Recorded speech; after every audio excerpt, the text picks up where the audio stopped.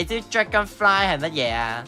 我哋英文小學堂 Dragonfly 係乜嘢啊？我哋英文小學堂 Dragonfly 係乜嘢啊？龍飛係乜嘢啊？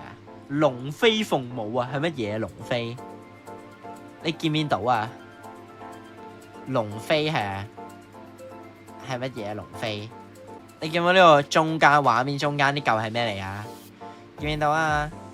冇錯啦 ，Dragonfly， 相信大家作為呢個英文優秀能力者都知噶啦，咁啊係蟋蟀係，所以佢呢度每一盞燈都係由無數隻蟋蟀組成嘅，咁樣嚇。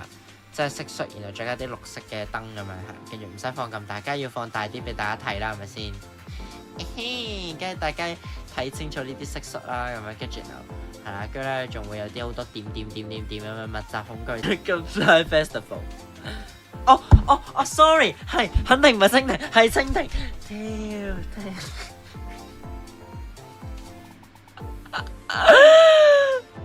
我將蟋蟀同蜻蜓撈亂喎，黐線！蟋蟀同蜻蜓好少分別。Sorry， 蟋蟀唔識飛。Sorry， 我冇計啊。可能我鬼仔性格啦，咁樣跟住然後講多，即係啦，即係講多咗叫咩啊？即係講多我咗英文咯，我哋真係 switch 翻去中文唔識啊咁樣。咁最後咧到得排救命。好心諗咗蟋蟀同埋蜻蜓啊，知唔知？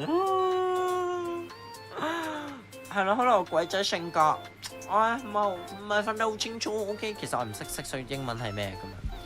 白卡真係唔係白力 shut the fuck up，咁你